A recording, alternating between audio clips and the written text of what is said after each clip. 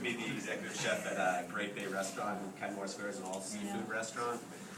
And I had direct relationships at that restaurant. I was a chef who only wanted to use local products, local meat, and I bought from local farms like Island Creek, like Stillman Farm in Western Mass, like Eva's Organic Garden in Dartmouth, Massachusetts. I only bought from people like that.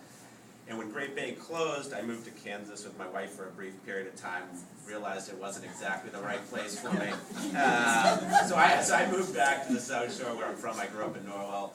Larry and I had obviously known each other. And me being on the chef end of it, and seeing, you know, where he was in his industry and where chefs are and on my side, it really, for us, we came together as, you know, we have to change things here. Like, and I was passionate about it as a chef, and now I moved to, you know, selling lobster and getting fish and trying to bring these products to people because I was so passionate about that at the restaurant, but I felt like I could do a better job for local people by teaming up with somebody like Larry and really educating people on the process of getting local product to these restaurants.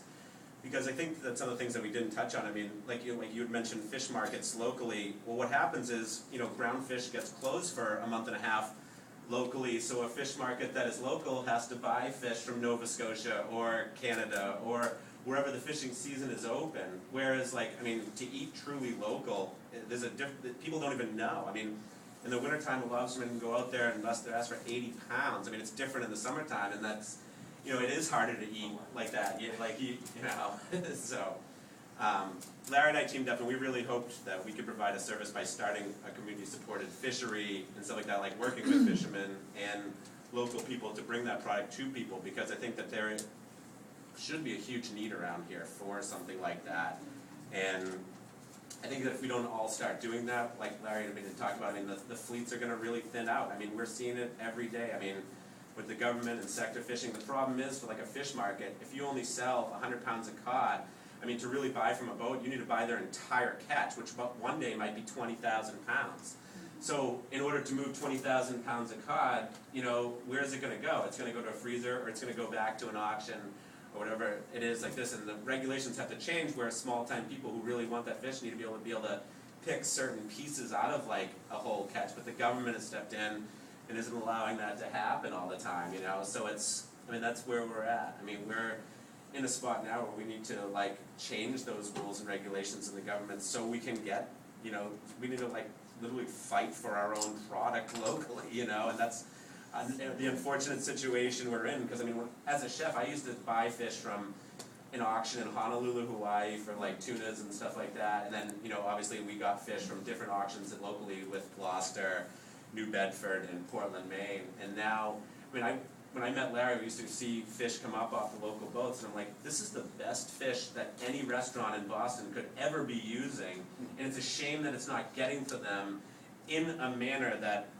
is important. I mean, you know, Larry and I are trying to, like, basically you take the lobsters, you take crab that you caught, sea urchin, you bring it to the restaurant the day after it was caught or the morning that it was caught.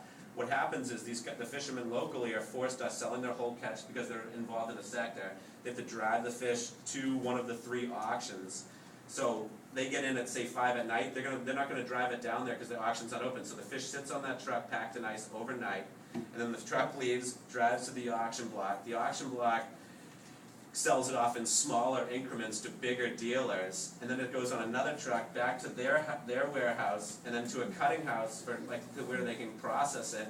So I mean, real restaurants and people who are buying fish at fish markets aren't getting fish that's caught within 4 or 5 days. I mean, that's the reality of it. So that's what needs to change, and that's like the shame of it. I mean, like when you're pulling that fish up the day of that it's caught, I mean, it's unbelievable the difference. And like, when chefs get a taste for that, and people who, you know, are really passionate about food like myself, I mean, you can't ever change that quality. I mean, it's like it's the best thing that's ever happened to you. It's like, I mean, I get so excited about stuff like that, and it really is. I mean, it's like you look at a fish, you're like, wow, that's a beautiful fish, you know, and all that stuff, you know, is so important to like this area, and it's like it's the roots of this whole community on the South Shore, is like the fishing industry, and like, I don't know, I guess that my whole thing is that we need to find a way to create, community-supported fishery in this area and support, you know, the local fishermen, local lobstermen by buying their catch, because what happens is the big dealers, I mean, they can drive the price wherever they want. I mean, like, until you can get people to, like, have maybe a standard price where the price doesn't change all year round. And I think that's one thing that,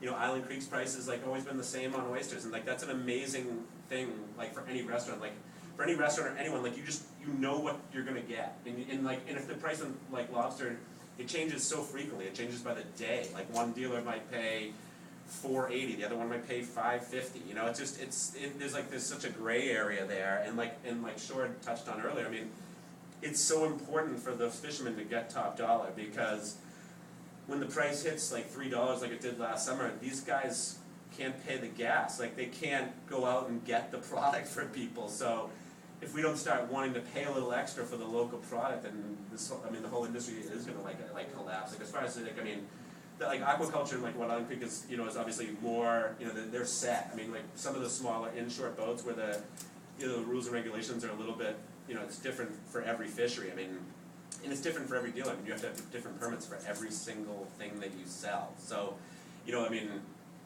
the amount of bookwork it is to just for us to like sell scallops off a boat in Situate. I mean, we have to go through hours and hours of painstaking process with, you know, working with people to get the permits so we can legally do it. You know, it's not like you just go to the boat and say, hey, I want some scallops, we can, you know, head out of there. I mean, there's a lot of work that needs to be done. I think that we're all here to, like, in hopes that we can change that process where, you know, somebody like us pull up in the refrigerated van, grab it from the boats, and sell it off to local people in the community and to restaurants at the highest quality.